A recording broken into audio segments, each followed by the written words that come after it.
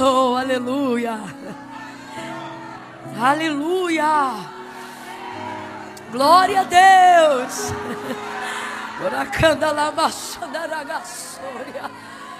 Oh, Jesus. Jesus.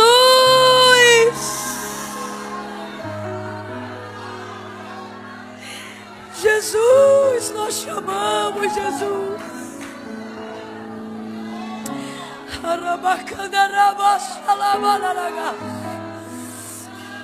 Oh, estenda a sua adoração a Ele.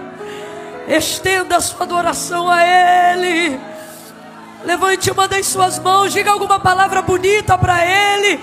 Elogie a pessoa bendita do Espírito Santo de Deus.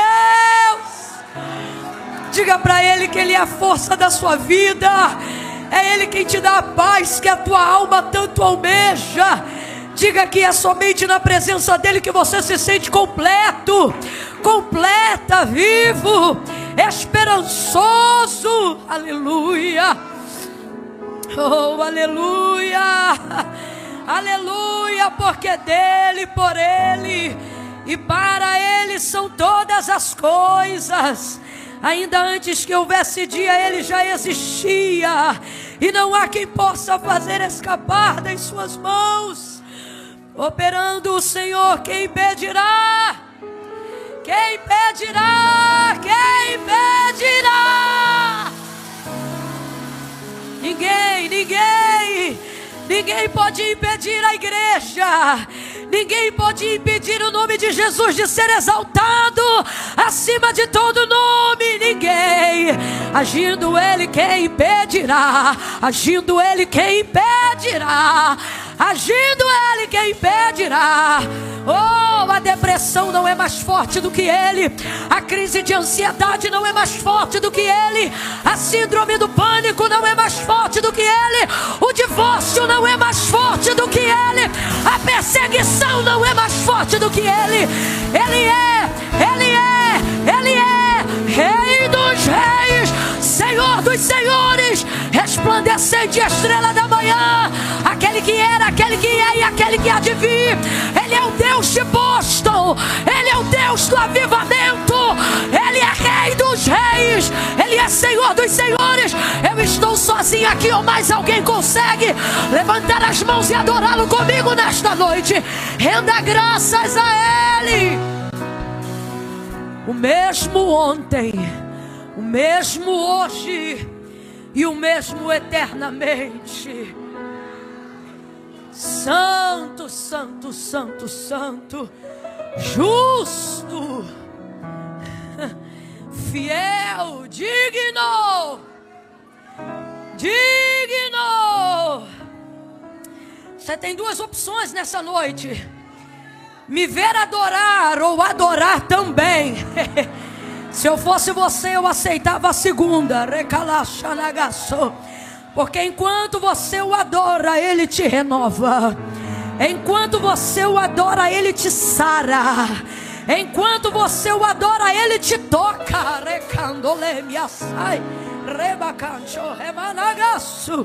Rosa de Saron, lírio dos vales, Alfa e Ômega, primeiro e o último, Cordeiro de Deus que tira o pecado do mundo, todo poderoso, santo, santo, santo, santo, santo é o Senhor dos exércitos, e toda a terra está cheia da sua glória.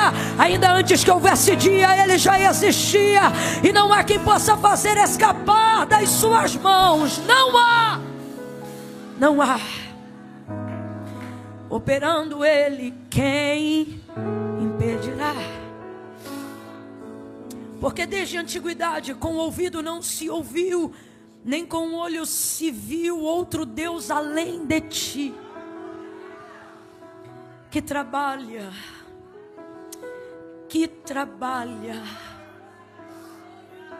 Quem tira férias é você.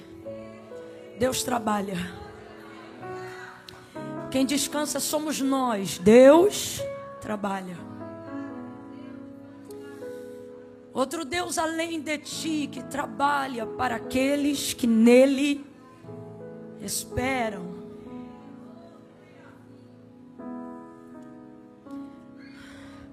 O expediente de Deus é para aqueles que esperam nele. Deus não trabalha para quem precisa, Deus trabalha para quem espera nele. Camille, tem diferença? Tem diferença. Você precisa absorver completamente esse entendimento hoje, porque senão, em pouco tempo, Deus que hoje você diz que está adorando aqui, vai se tornar na sua concepção um Deus injusto. Quando você vê que Ele tem poder para abençoar pessoas das quais você julga merecedoras da bênção, e ver que elas não estão sendo favorecidas por Ele. Deus, se o Senhor está vendo que aquele ali está enfermo, por que o Senhor não cura? É uma pessoa tão boa. Deus, se o Senhor está vendo que aquela mãe solo luta com tanta dificuldade para sustentar a família, por que o Senhor, sabendo que é provedor, não abre logo uma porta melhor para ela? Então, se você não compreender que a mão de Deus se move por expectativa e não pressionada por necessidade, se você não entender isso, o Deus que hoje você diz adorar nesse culto aqui desta noite, em pouco tempo você se virará contra Ele,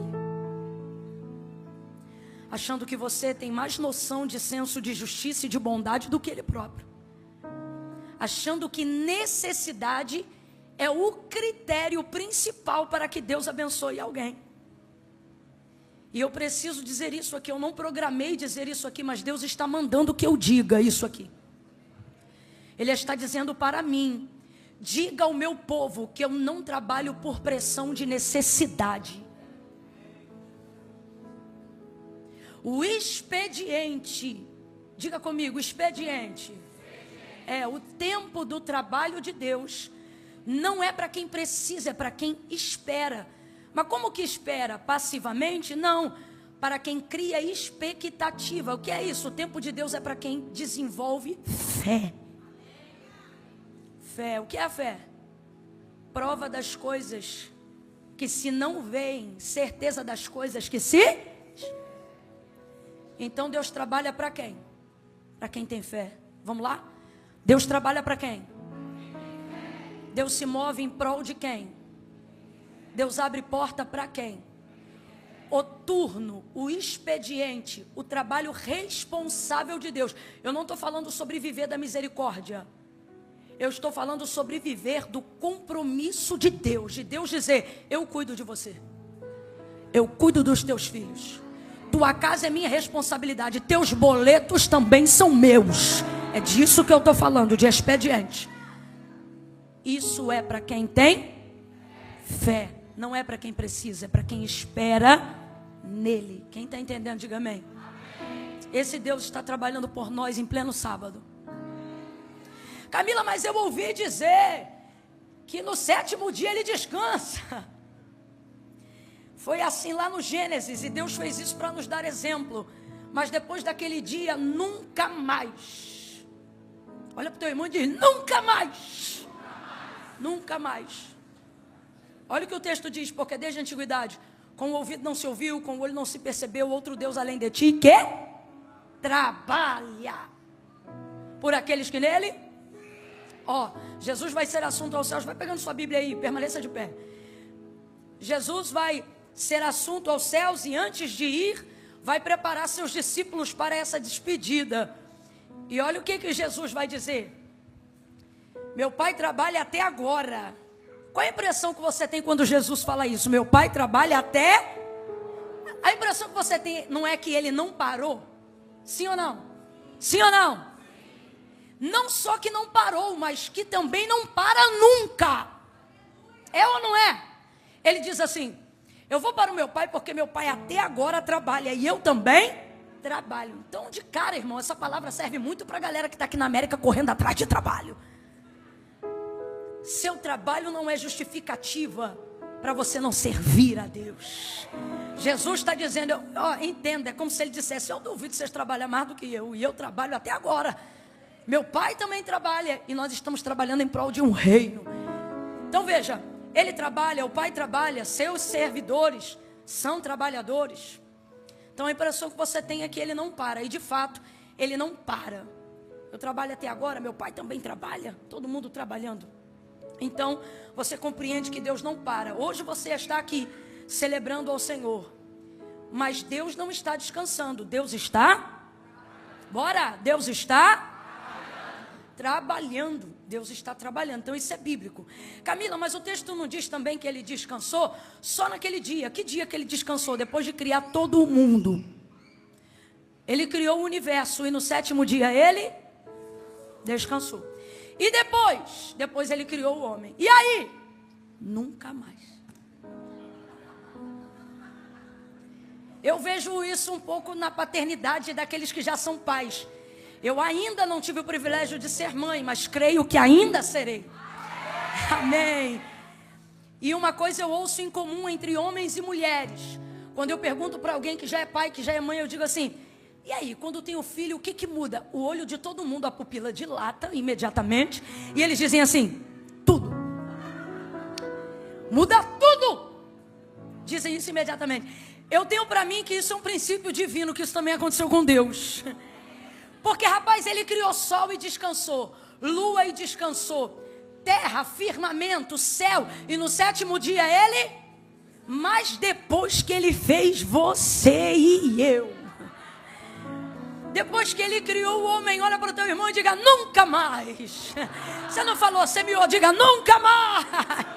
Ele descansou, para que você pudesse descansar. Você pode bater no ombro de alguém e dizer: calma, Deus está trabalhando. Quem recebe essa palavra aí, diga amém. Abra sua Bíblia no 2º livro dos reis de Israel. Oh, aleluia. Se acalma, Deus está trabalhando. Obrigada, pastor. Oh, glória. 2º livro dos reis de Israel. Gente, eu já vou fazer agora, porque às vezes eu deixo para o final e aí no meio do mover eu esqueço. Ou então o mover de Deus é igual uma via de mão única. Não dá para você vir depois, né? Então, enquanto a gente está controlado agora, eu ainda tenho o livro Juntas hoje aqui. E juntas é a junção, é uma palavra, óbvio, mas ela é a junção, na verdade, do que nós queríamos que tivesse sido uma sigla. O que significa juntas? Jesus uniu o nosso tempo para avivamento e salvação. Por isso ficou juntas. Esse é o propósito da nossa unidade. Por isso nós nos juntamos. E aí dentro desse propósito, cada uma, na escrita desse livro, desenvolveu um capítulo na área que Deus lhe moveu para aquilo. Eu falo sobre como se tornar uma voz do futuro, uma voz profética. O meu capítulo chama-se A Voz do Futuro. Parece até aquele filme, né? Mas foi uma direção que Deus me deu. A palavra de Deus, Billy Graham dizia que ela era mais atual do que o jornal de amanhã, né? Então a voz do futuro fala como você precisa se comportar para se tornar uma voz profética. Olha para cá. A voz profética não é a mesma coisa de ter um exercício de ministério profético. Todo cristão deve ter uma voz profética. Aprender como é que se manifesta uma palavra intencional de fé. Trazer do mundo espiritual algo para o mundo físico, material. Então, utilizando o crivo da palavra, eu te explico como que isso é feito de maneira didática. Camila, você está dizendo que depois que eu ler esse capítulo, eu vou saber como profetizar? É exatamente o que eu estou dizendo. O profeta não inventa, o profeta precisa ter a capacidade de reproduzir aquilo que Deus já disse. Logo, você pode profetizar, desde que você saiba o que Deus falou, o que Deus disse. E qual é a maior profecia? Onde ela está? Na minha boca? Na palavra de Deus. Então é nesse sentido, ok? A pastora Midian Lima falou sobre maternidade, preparando um lugar seguro para a minha geração. Quem é mãe aí, diga glória. Quem ainda não é, mas um dia quer ser, diga aleluia. Tamo junto. Então isso aqui, o capítulo da Midian, ela conta uma experiência que o filho dela do meio quase teve de morte. E aí ela traz essa experiência, esse testemunho, e fala como Deus dirigiu e o que Deus queria dizer com aquilo para ela. E ela mudou um comportamento dentro de casa, compreendendo que ela precisava proteger a família dela, compreendendo que quando ela protege a casa dela, ela não protege só a casa dela, ela protege uma geração inteira. Então ela explica isso, e isso é uma visão de Deus, porque Deus, quando chama Abraão, você lê a Bíblia e vê um homem, sim ou não?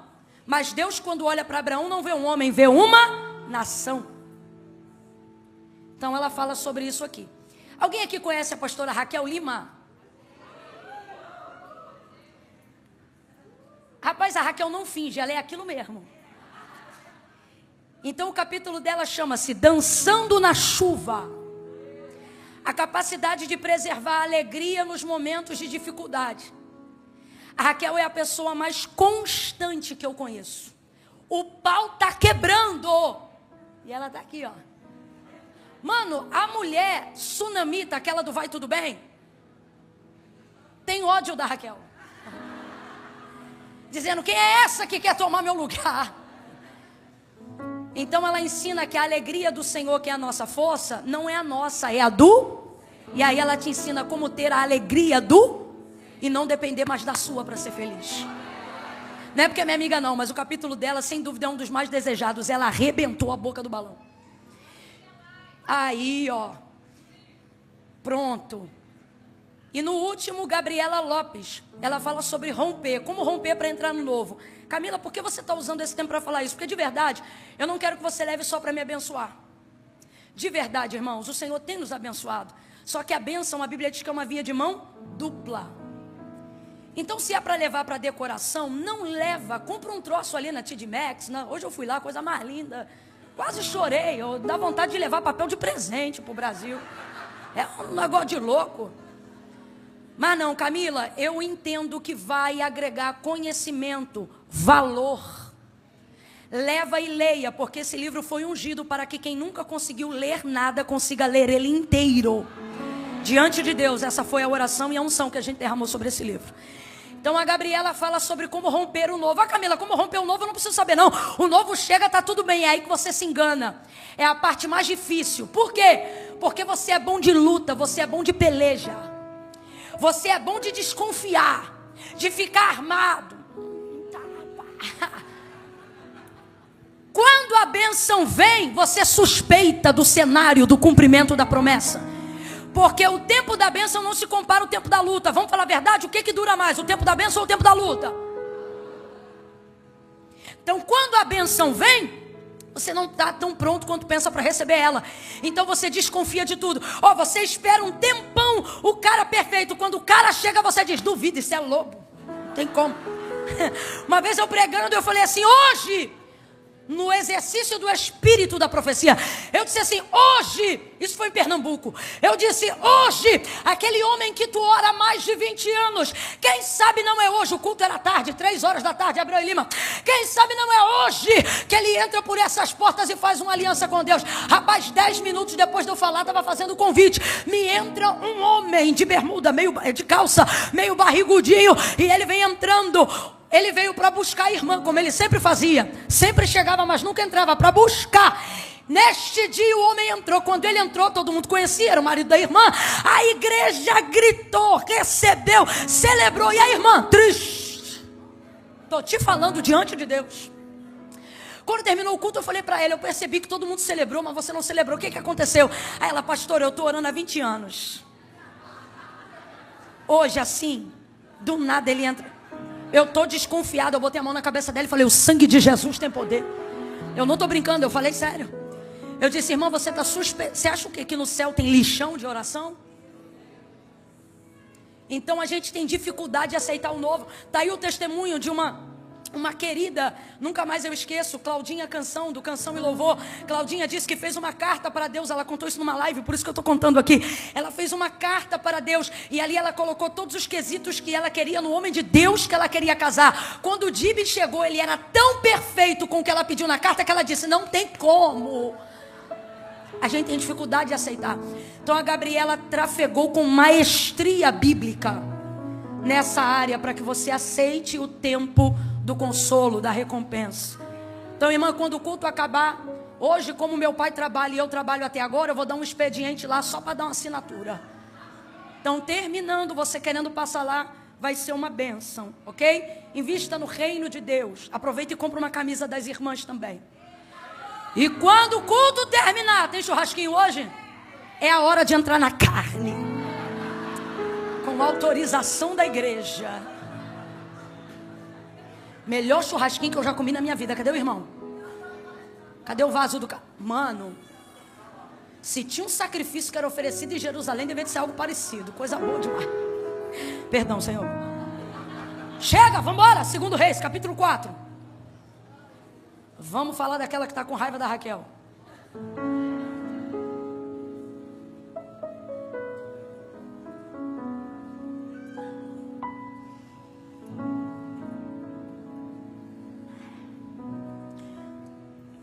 Segundo livro dos Reis, capítulo 4, versículo 8 em diante. Quem achou, diga amém. Amém. Certo dia passou Eliseu por Sunem, onde se achava uma mulher rica, a qual o constrangeu a comer pão. Daí, todas as vezes que passava por lá, entrava para comer. Ela disse a seu marido certo dia: vejo que este que sempre passa por nós é santo homem de Deus.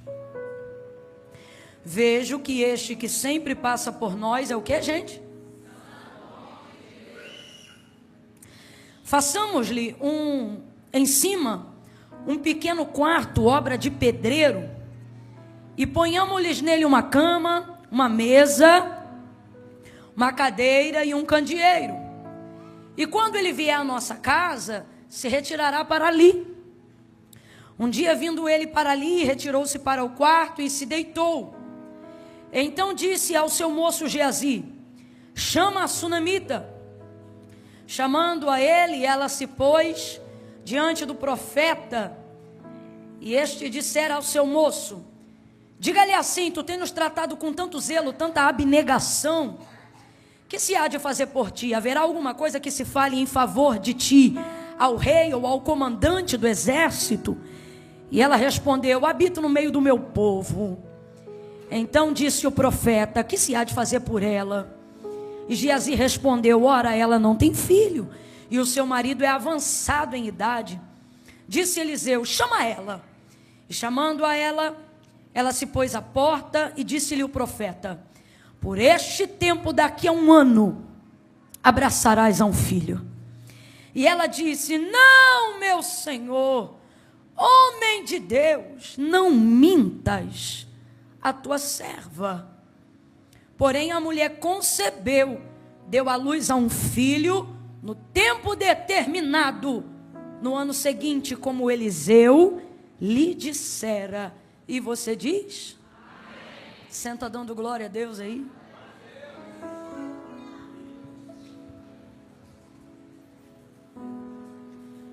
Oh, glória a Deus. Estamos juntos? Nós estamos literalmente juntas hoje. Seu blazer é lindo, cara. Que bom gosto.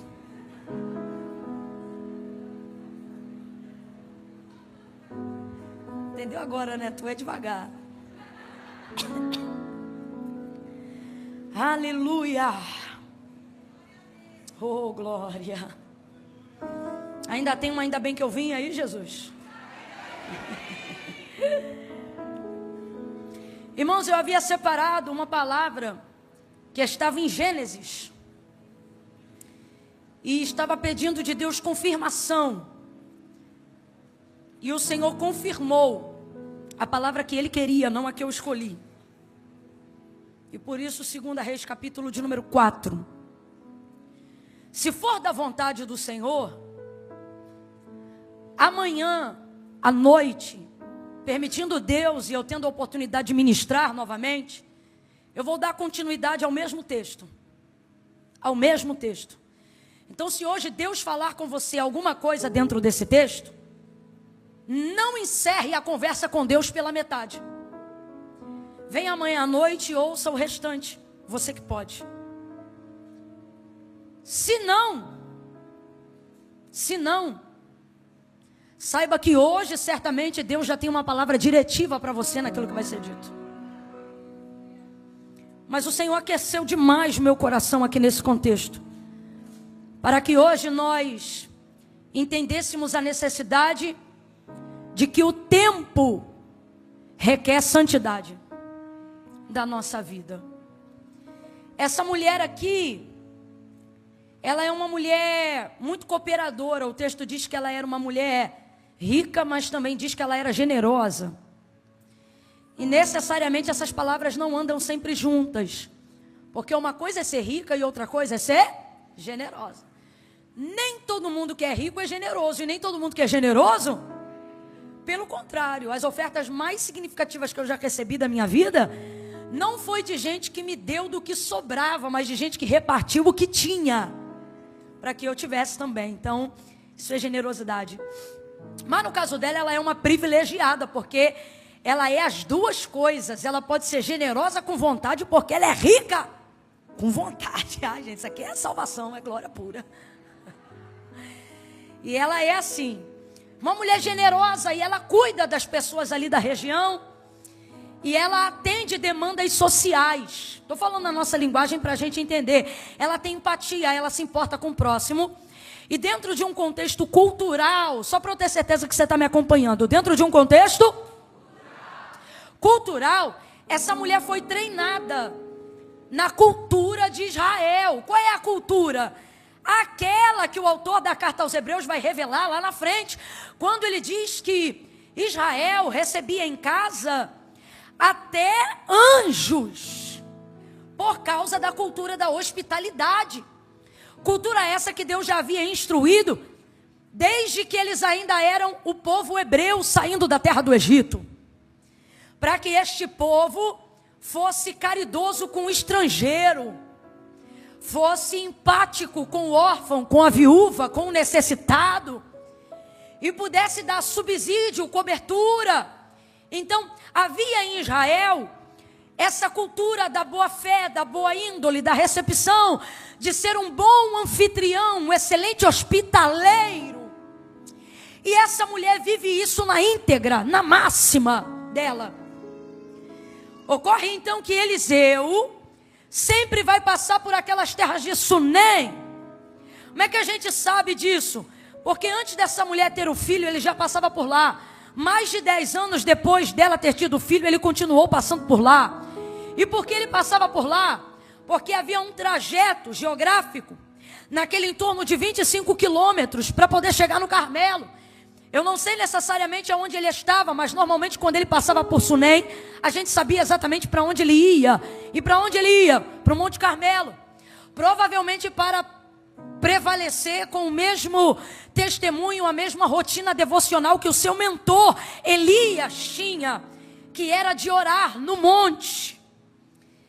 E ele orava com a cabeça entre os joelhos. O texto vai dizer isso para a gente um pouco mais à frente. Então é um costume que ele tem. Ela, vendo que ele sempre está passando por lá, hospitaleira como é, vai constrangê-lo a fazer uma refeição dentro da sua casa. Quando você lê pão nessa versão aqui, não significa necessariamente que ela colocou ele dentro de casa para dar um pão. Pão é o termo genérico no Antigo Testamento utilizado para falar de uma refeição. Então ela constrange positivamente. O que é constranger positivamente, Camila? Existe isso? Existe. A minha avó, ela dizia: quem quer dar, não oferece, entrega. Alguém aqui já ouviu essa expressão? A gente era muito pobre, então se você chegasse lá em casa, a minha avó ensinava a gente que, se você fosse a nossa visita, que a gente não te oferecesse nada, que a gente pusesse as coisas na mesa. E aí, se você quiser, você comia. E se você não quisesse, problema é teu, você nunca ia poder dizer que a gente não deu. Na cabeça da minha avó, era exatamente assim. Então, se a minha avó percebesse que a gente estava oferecendo alguma coisa para alguém, ô fulano, tem isso aqui, você quer? Rapaz, ela brigava com a gente na hora, ela dizia: quem quer dar não oferece, entrega. E essa sunamita parece que conheceu minha avó Denira. Ela é muito nessa pegada. Ela não oferece. Por quê? Quando você está decidido a entregar, se a entrega é uma decisão sua, você precisa retirar do outro as opções que ele tem de rejeitar o que você quer entregar. E essa é a entrega mais visceral, mais íntegra, mais legítima, mais verdadeira que pode existir. Qual? Aquela que não dá ao outro a opção de rejeitar. Por isso o texto diz que ela o constrangeu. Não significa que ela o envergonhou. Significa que ela entregou com tanta legitimidade que deixou ele sem condições de rejeitar o que ela estava oferecendo. Então ele foi obrigado a entrar. E ao entrar, ela o serve muito bem. E isso vai acontecer algumas vezes, ao ponto que depois de um tempo, ela não precisa mais convidar ele para entrar. Uma fraternidade, uma amizade de família, porque o marido dela está envolvido dentro do contexto, acontece entre o profeta e aquela família. E agora todas as vezes que ele passa pela terra de Sunem, ele entra sem que haja convite. Lá dentro sempre vai ter uma água fresca, uma toalha limpa, uma refeição sobre a mesa, alguma coisa para que ele seja cuidado. Agora eu preciso te explicar isso aqui para você entender. Eliseu já era o profeta mais reconhecido, não só em Sunem, uma parte de Israel, mas em toda Israel. A característica até visual dele comunicava quem ele era. As pessoas sabiam quem Eliseu era, e todos em Israel sabiam que Eliseu era profeta. E ele não era só um profeta, ele era o profeta. Por quê? Porque aquilo que Elias fez, quantitativamente falando, Eliseu já estava operando 2 vezes mais. E como evidência de que ele recebeu a porção dobrada da virtude que estava sobre a vida do seu mentor Elias, foi-lhe dada a capa, a famosa capa de Elias. Camille, como é que você sabe que essa capa era famosa? Ora, porque quando Acabe quis consultar outro profeta ou feiticeiro fora de Israel, mandou um homem ir fazer isso. Quando Elias encontra esse homem, Elias diz assim: volta lá para Acabe e pergunta para ele se não há profeta em Israel, para que ele busque consulta sobrenatural fora do arredor de Israel. Aí o homem aparentemente não sabe que é Elias, porque ele é fora do arraial de Israel. Aí ele volta para dentro do palácio e diz assim: Acabe, eu voltei porque um homem me mandou voltar, e ele mandou eu te dizer se não há profeta em Israel, para que tu mande mensageiro para fora da terra. Aí Acabe diz assim para ele: diga para mim, como é que esse homem estava vestido? Aí falou: ele estava com um pelo assim, uma capa com pelo de camelo, revestida em torno dele, e ele segurava na sua mão também um bordão. Aí ele não diz o nome, ele só diz a característica. Aí Acabe diz: é Elias. Esta é a mesma capa que desce sobre a vida de Eliseu. Eliseu sai com o bordão, com a capa e com o moço do profeta, igualzinho tinha Elias. Pena que Geazi não era crente igual Eliseu. E ele vai caminhando. Então, por que você está dizendo isso? Para você entender o quão famoso Eliseu já estava. Enquanto Elias tinha a rejeição do reino, dos governadores, Eliseu era aclamado pelos comandantes.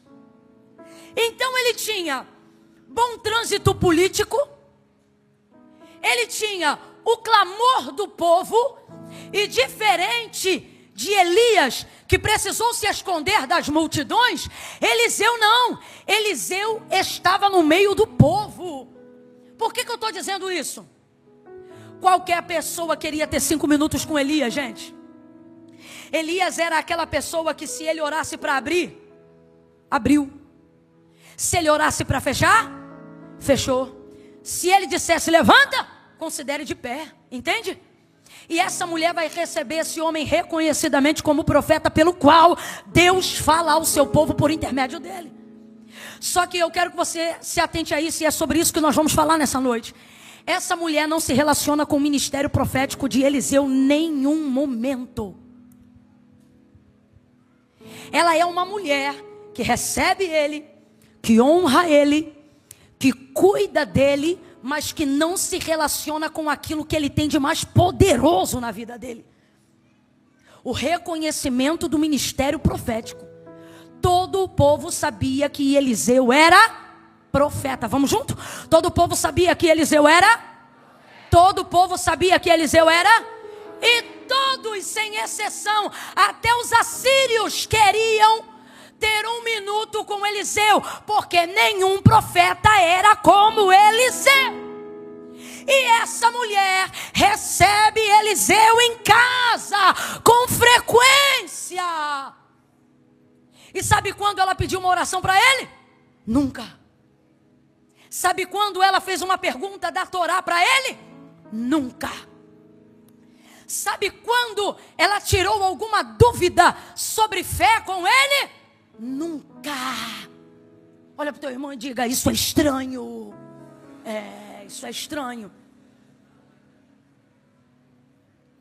Depois de um tempo, ao receber ele por ali, ela diz: marido, eu tenho visto que este que sempre passa por nós. Quando você lê o texto, a Bíblia não fala do intervalo de tempo entre um versículo e outro. E aí você fica achando que este sempre passa por nós é vendo ele na rua. Não é. Este sempre passa por nós é este que já convive há um tempo aqui. Este que já jantamos juntos, almoçamos juntos, já ficamos juntos um tempo com ele. Marido, eu tenho visto que este que sempre está aqui conosco é um santo homem de Deus. Ela não se relaciona com o ministério profético de Eliseu, mas ela reconhece o caráter de Eliseu. E nisso aqui fica nítido que maior peso há do testemunho, do caráter, do que do dom. E aí ela diz: marido, eu tenho visto que este que sempre passa por nós é um santo homem de Deus. Marido, ele é santo. Bora junto, igreja. Ele é? Ele é. Ela não se relaciona com o sobrenatural. Mas assim como ela não deu a ele opções de rejeitar, porque ela entregou o que queria entregar, assim é o testemunho do caráter. Você não consegue ocultar. Ele vai aparecer naturalmente, instintivamente, despretensiosamente. Caráter grita. Marido, ele é um santo homem de Deus. Vamos fazer um quarto para ele, junto aqui ao muro, aqui em cima. Agora, o texto diz que ela era rica. Quem ainda está comigo, diga amém. Se essa mulher era rica e ele já estava acostumado a passar por lá, diga para mim, haviam outros quartos na casa dessa mulher, sim ou não? Quartos para hospedar pessoas, sim ou não? Ela era uma mulher do povo, gente, vamos lá, tinha quarto de hóspede, sim ou não? E eu tenho para mim que não era só um ou dois que tinha não, porque pobre se melhora um pouquinho, a gente já faz um quarto de hóspede. No Brasil, quem melhora um pouquinho já faz um puxadinho, uma kitnet, um quartinho. Você imagina uma mulher rica? Uma das coisas que faz o rico ter patrimônio de rico é a quantidade de quartos que ele tem na casa dele. Eu estava em uma região aqui de Boston agora que eu não me lembro o nome, e o pastor que trabalha como empreiteiro de algumas regiões aqui, construiu uma das casas mais caras que existem aqui na América. E uma das características da casa é que ela possuía 29 quartos. Meu irmão, 29 quartos. Então me parece até que é um critério da riqueza, né? Então, o texto diz que essa mulher era rica, então tinha quartos de hóspede sobrando na casa dela. E Eliseu certamente já deve ter ficado em um ou dois. Mas isso antes do testemunho do caráter dele gritar. Porque depois que ela afere, depois que ela mede e testemunha que ele é um homem santo, ela não se sente mais à vontade em hospedar ele onde os outros se hospedam. Ela não se sente mais à vontade em acolher ele onde outros também são acolhidos.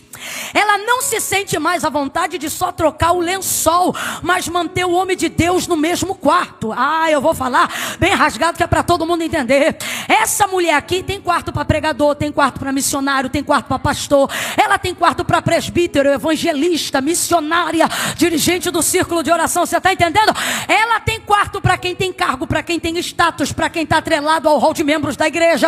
Ela tem quarto para quem toma santa ceia. Ela tem quarto para quem é líder do departamento dos homens, das mulheres.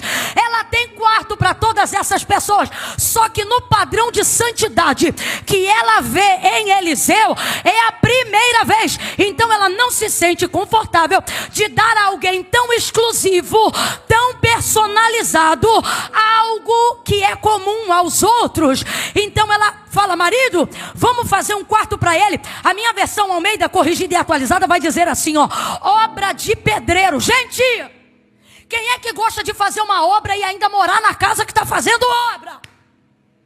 Cadê você, doido? É tu? Gabi, tem misericórdia. Não, você gosta, não, você precisa. Não é isso? É isso, isso aí eu também já fiz. Agora, hobby. Vamos embora botar uma massa aqui e lixar a parede, vamos?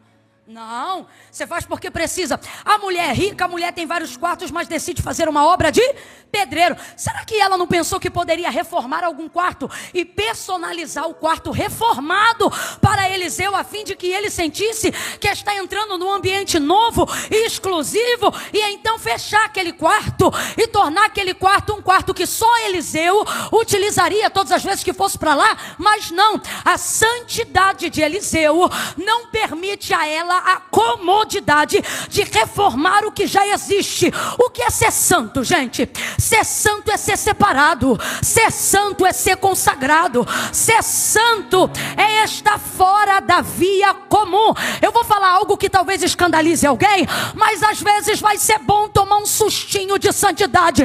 O que você vai dizer, Camila? Santidade ainda paga bem. Santidade ainda recompensa melhor do que o exercício de qualquer dom ou ministério que você possa desenvolver. Eu não sei para quem, mas Deus trouxe a gente hoje aqui, e o que Ele está dizendo é: santifica e deixa a recompensa comigo. Consagra e deixa a recompensa comigo. Mano, não faz lógica.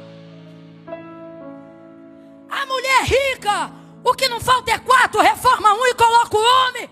Mas cadê a paz? Para fazer por ele o que está acostumado a fazer pelos outros. Deus está colocando no meu coração para eu dizer isso aqui. Tem gente que por causa do teu caráter não vai ter paz. Não vai ter paz para te dar o mesmo salário que todo mundo recebe, para te fazer passar pela mesma porta que os outros passaram, para te obrigar a viver o mesmo método que outros estão vivendo. Deus te trouxe nessa noite e Ele está dizendo: para quem se santifica, o quarto é exclusivo. Para quem se santifica, o lugar é personalizado. Para quem se santifica, eu faço algo novo.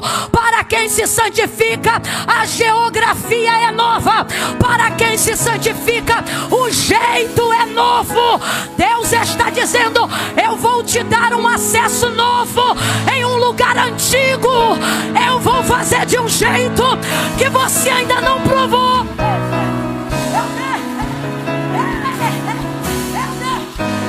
Seja profeta, bota a mão no ombro de alguém e diga: vem um quarto no pavimento superior. Deus vai te colocar num lugar alto, num lugar estável, num lugar de segurança, com caráter e com santidade. O caráter e a santidade serão suficientes. Não vai precisar aceitar suborno. Não vai precisar fingir que está casado com quem não está casado. Não vai precisar. Não vai precisar mentir no documento. Não vai precisar dar um jeitinho. Deus está dizendo: eu vou criar um caminho. Se é santo que eu crio um caminho, se é santo que eu crio um meio. Aleluia. Aleluia!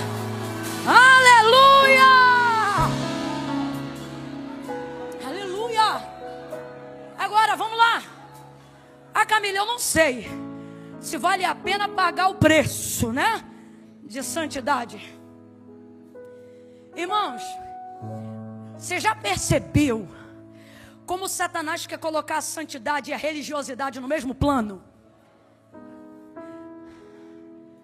Como se uma fosse espelho da outra.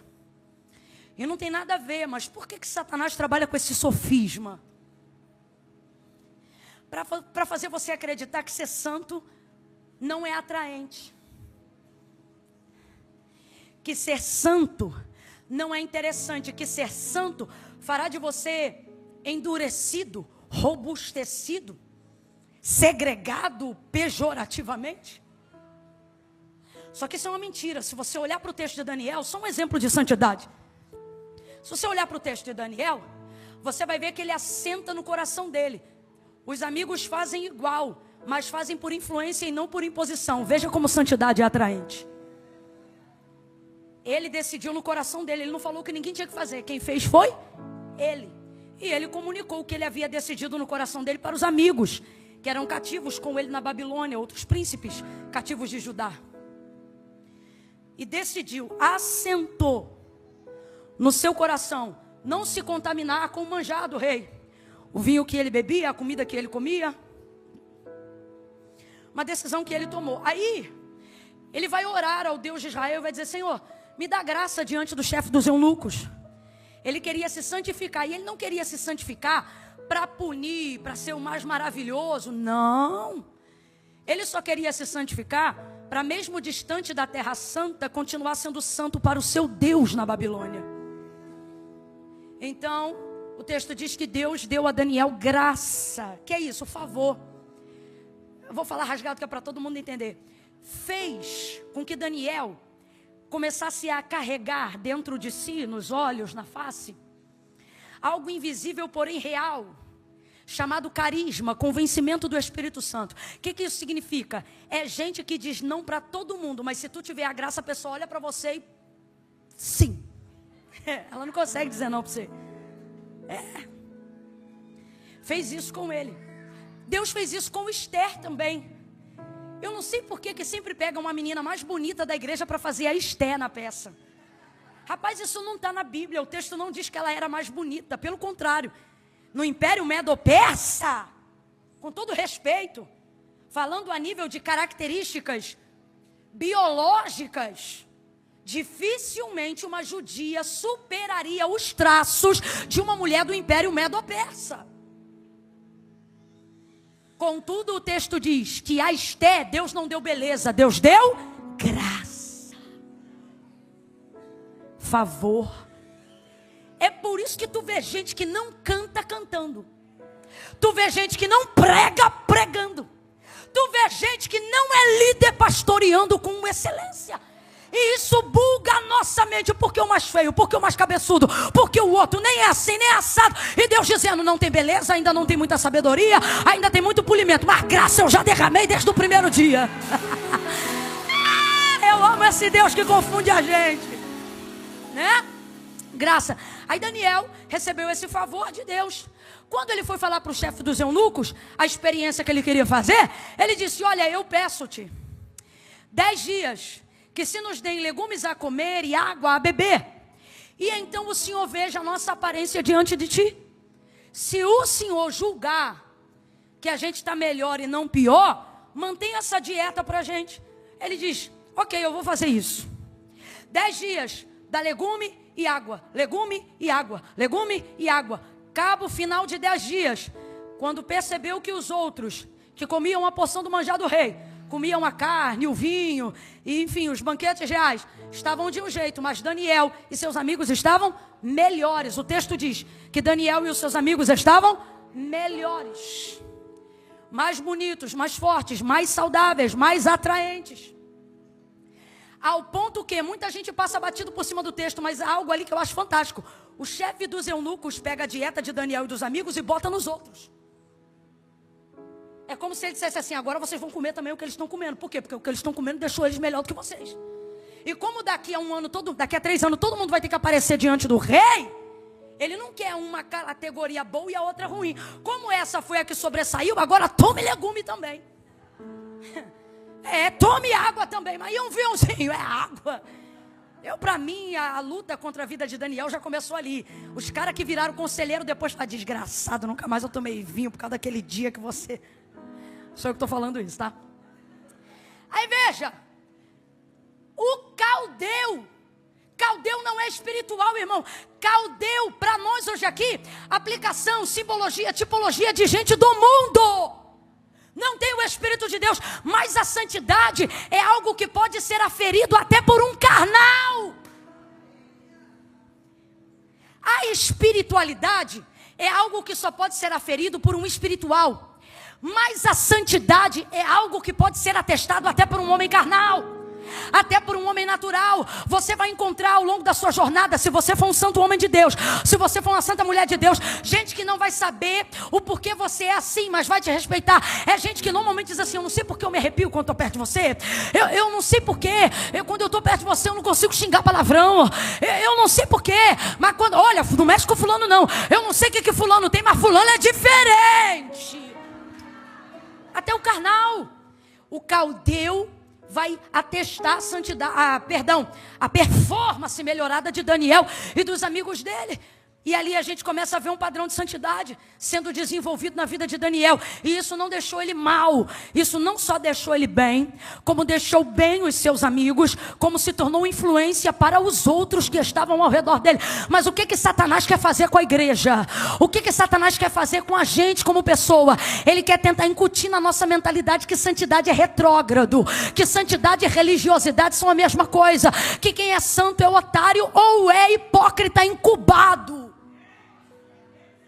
Então ele começa a colocar na nossa cabeça que quanto menos santo você parecer, mais pessoas você vai ganhar. Que quanto mais descolado você parecer, mais bacana a aparência da igreja vai ter. Só que o que Deus está dizendo pra gente é que a santidade mentirosa, ela traz mais dano do que o pecado verdadeiro. Mas a santidade verdadeira é mais atraente do que qualquer desejo pecaminoso. É isto que a santidade prova. Daniel não ficou pior enquanto se santificava. Daniel ficou melhor. Abre essa boca em nome de Jesus.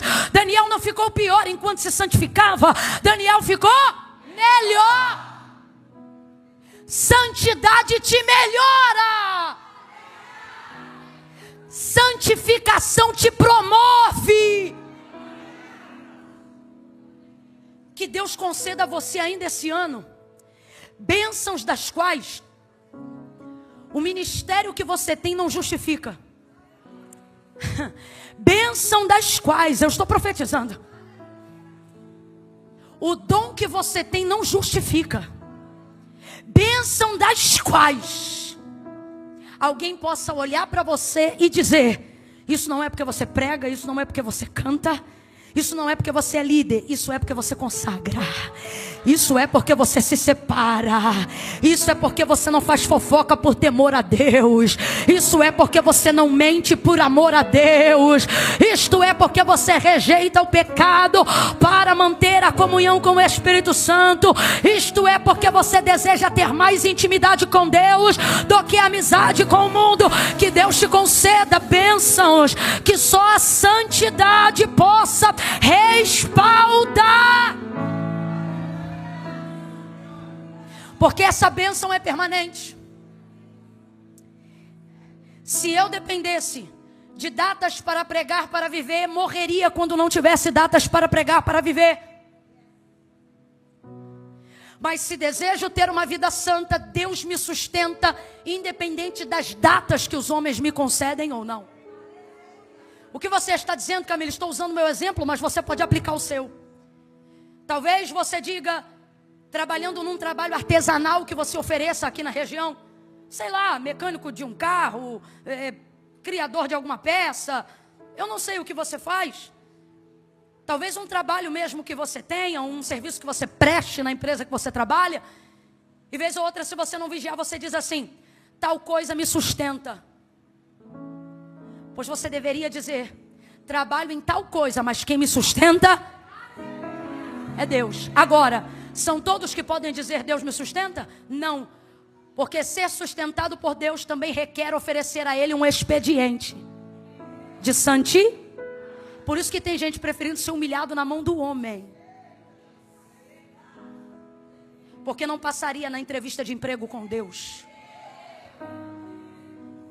Mas eu quero te incentivar hoje a fazer uma entrevista com Deus a partir de hoje. E eu não estou falando sobre viver integral no ministério, porque eu estou aqui pregando nessa noite que o teu caráter te dará mais respaldo do que o teu exercício ministerial. Então não fique pensando que eu estou falando sobre segurar microfone. Eu estou falando sobre ser pregador mesmo quando tua boca não estiver aberta. Eu estou falando sobre ter um testemunho tão forte que lá no banco onde você trabalha, lá na casa onde você limpa, lá no local de trabalho que você presta serviço, alguém perceba quando ele passa por aqui, algo diferente fica nesse lugar. O que é isto? O que é isto?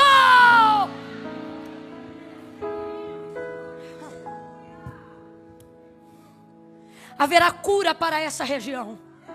Eu vou falar de novo e daqui a pouco você vai glorificar dobrado quando entender o que eu quero dizer. Haverá cura para esta região. Ela constrói então, ela se envolve numa obra por causa dele, meu irmão. Ela se envolve num incômodo por causa dele, mas o texto revela porque ela era abnegada. Ela não está preocupada com o incômodo que ela vai ter, ela está preocupada com o benefício que ele terá. Eu vou profetizar. Quando você decidir viver uma vida santa, Deus vai colocar no teu caminho gente que não vai se preocupar com o incômodo que a tua vida vai trazer. Gente que vai se ocupar em se abnegar para promover a plataforma que você precisa. Para abrir... Eu estou sentindo graça de Deus. Você ora há tantos anos pedindo uma equipe, ora há tantos anos pedindo um time, ora há tantos anos pedindo funcionário. Você ora há tantos anos pedindo do teu lado gente de confiança. Você diz: Deus, eu tenho projetos grandes, mas eu preciso de pessoas grandes do meu lado. Deus está dizendo: haverá um tempo de tsunamita para a tua vida. Eu vou colocar gente abnegada no teu caminho, gente que não vai querer sugar teu ministério, gente que vai te dar plataforma para exercer aquilo que Deus colocou sobre você. Ela entra numa obra, completa aí para mim por favor. Ela entra numa obra, vai encher a casa de poeira, de pau, para poder fornecer para ele a independência, a liberdade que ele precisa para ter o descanso que ela imagina que é ideal na casa dela para ele. Ela quer dar a ele independência. Eu declaro, irmãos, que para aqueles que decidirem consagrar ao Senhor, Deus vai botar no teu caminho gente que não vai te usar, gente que vai te dar liberdade para ser usado por Deus. Aí ela constrói um quarto e talvez você lê o texto comigo e diga: Camila, a mim não parece interessante porque o texto diz que o quarto era pequeno. Só que não é sobre o quarto ser pequeno, é sobre a posição privilegiada do quarto. O texto sugere que a arquitetura da casa é linear e só um quarto está em cima. É o de quem? É o de quem? Eu já tive o privilégio, por bondade e misericórdia de Deus e do ministério que o Senhor tem me confiado, de ficar em alguns lugares muito bonitos. Mas eu percebi algo em comum entre alguns hotéis desses lugares mais bonitos. Por exemplo, há muitos lugares que, se te derem uma visão privilegiada da cidade ou de um ponto turístico, o quarto se torna mais caro à medida que ele sobe. Agora, eu fiquei assustada porque às vezes o do primeiro andar é exatamente o mesmo tamanho do superior.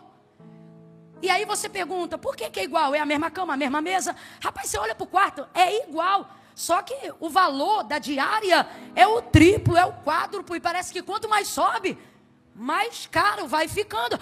E aí certa feita eu perguntei para a recepcionista, eu ainda muito simples, não entendia, e ela disse que o quarto não era cobrado o valor mais caro pelo tamanho, mas pela posição. Porque a vista, e nunca mais eu vou esquecer esse termo, porque a vista é privilégio. Marido, façamos um quarto em cima, junto ao muro da nossa casa. Deus está dizendo: aquele que consagra não fica na linha comum horizontal. Rapaz, você está entendendo que ela está pegando o subsídio dela, as posses dela. Você está entendendo que ela está pegando o investimento dela e criando uma plataforma para ele subir. Ela está criando um jeito para ele ir para uma posição privilegiada. Rapaz, se isso não é honra, eu não sei mais o que é. Ela poderia, na perspectiva de honrá-lo moderadamente, pensar assim: a gente reforma a nossa suíte e a gente faz o nosso quarto uma suíte nova. Mas não, ele é santo. Para ele tem que ser novo, tem que ser personalizado. E eu quero honrar o caráter santo dele, porque homem como ele Eu não vi, é o que comunica. Então ela vai usar o que ela tem para promover uma plataforma para ele subir. Igreja, não duvide. Assim diz o Senhor: se vocês se santificarem hoje, como o Senhor fez a Josué para a tomada da terra, amanhã eu farei maravilhas no meio de vós. Deus há de levantar gente para investir. Pastor Christian pode se apropriar dessa palavra, porque Deus está dizendo: se tu te santificar, eu vou trazer gente que vai investir para a Devec Boston subir, para o reino de Deus subir, para o nome de Deus subir. Aleluia! E quando eu digo se santificar, não é que a gente não santifica não, mas é ser separado mesmo. Sabe quando você sabe que está separado de verdade? Quando a galera começa a achar que você está louco. E sabe quando é que eles começam a respeitar e ver que você não está louco? Quando vê que Deus fecha contigo. Colocou ele nesse lugar. Penúltima coisa, esse quarto representa estabilidade. Deus confirmou essa palavra no meu coração quando a pastora Daniela Cristina, antes de cantar o louvor recompensa, ela disse: haverá recompensa para quem se guarda, para quem faz o que Deus quer. Eu quero que você diga comigo, e eu sei que você sabe o valor que tem essa palavra, porque imigrantes sabem o valor que tem essa palavra. Diga estabilidade. Diga essa palavra, estabilidade. O Senhor está dizendo: santidade te dá um lugar de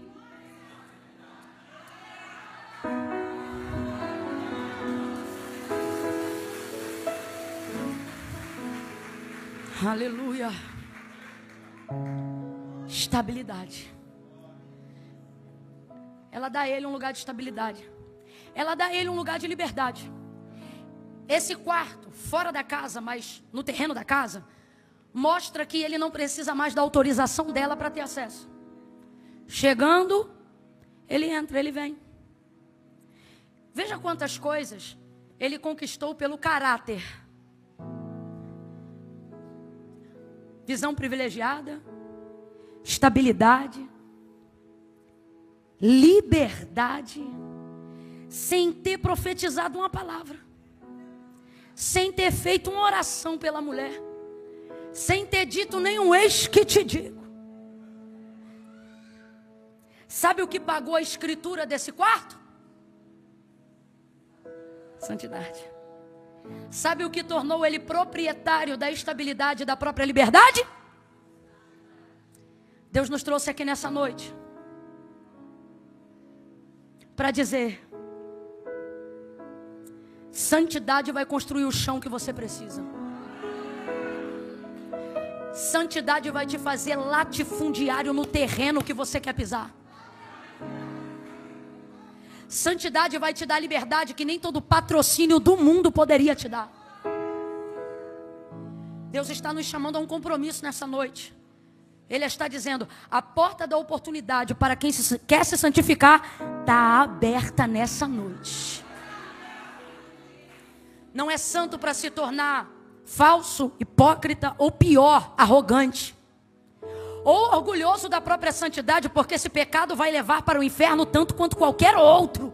O orgulho da santidade.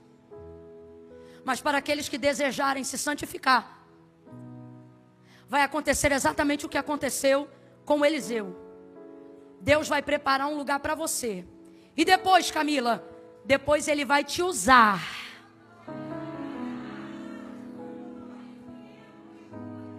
Eu encerro aqui. Ele diz assim: Geazi, eu não tenho condições de ser mais abençoado por essa mulher sem fazer nada por ela. É o que ele quer dizer com o que nós lemos. Pergunta para ela se ela quer que faça alguma coisa para ela. Aí ela manda a resposta de volta para Geazi e diz: ó, não preciso de nada não, eu sou do meio do meu povo.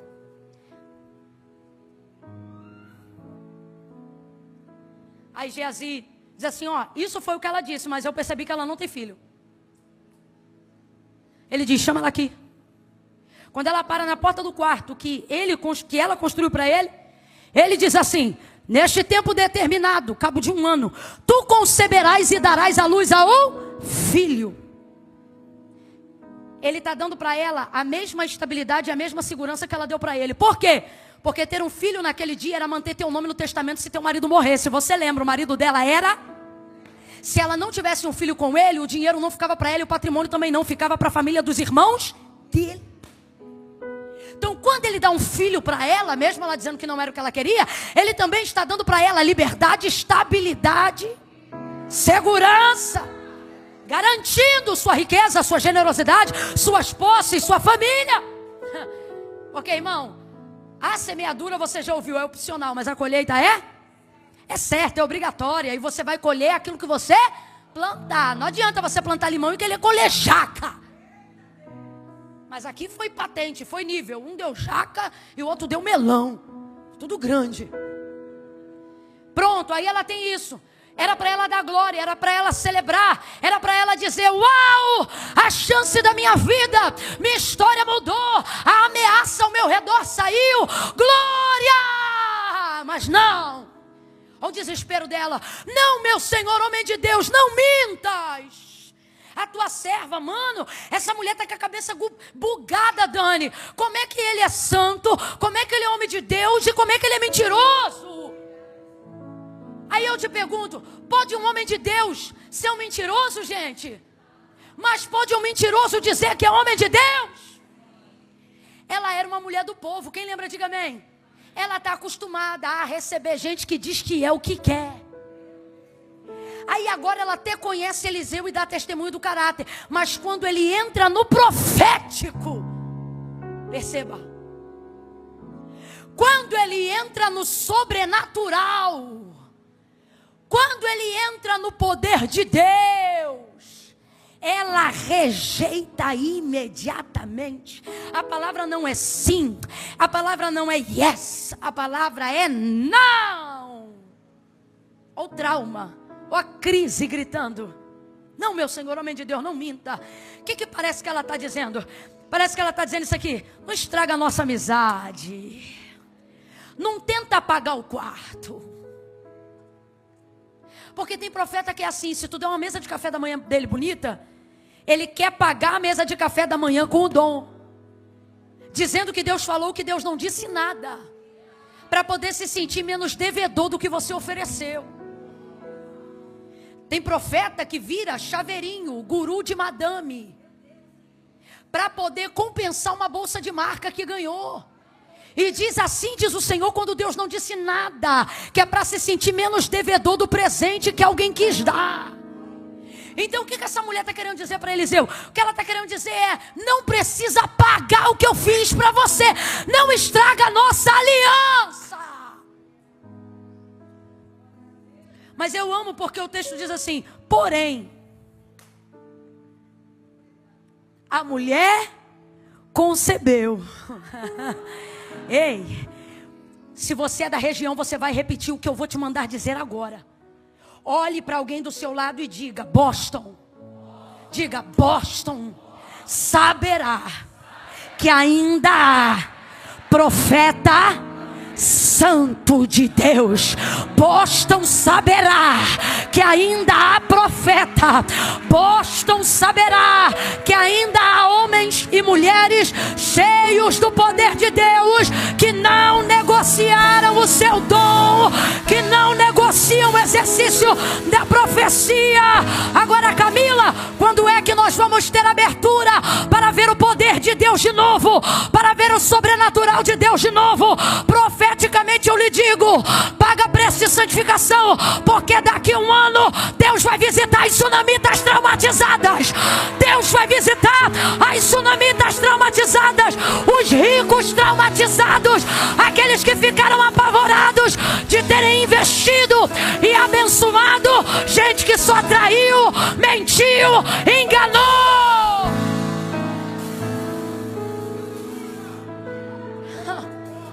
Aleluia! Foi o caráter dele que trouxe o coração dele e do marido para perto. Não foi o dom. O dom, quando foi utilizado, afastou na hora. E qual é o problema? As pessoas querem usar o dom para aproximar. Porque você quer impactar com o poder. Olhe para mim. Pare de sonhar com o microfone. Sonhe com um caráter cristão. Pare de sonhar em ser um pregador como X, Y, Z. Um dos maiores pregadores do século XIX, Charles Haddon Spurgeon, ele vai dizer que o melhor sermão que ele gostaria de pregar ainda não tinha pregado, mas hoje, não estando vivo, ele está pregando, porque o que ele disse foi que o melhor sermão pregado é aquele que não necessita de palavra nenhuma para ser dito. O que é que ele está dizendo? O melhor sermão é o testemunho de um caráter cristão. Este caráter vai derramar bálsamo em casas de pessoas que ficaram traumatizadas com ministérios, com dons. Eu já não estou pregando, eu estou profetizando. O teu caráter vai derramar óleo, vai derramar consolação, vai derramar cura, vai derramar restauração. A tua vida vai falar mais do que a mensagem, a tua vida vai falar mais do que o louvor.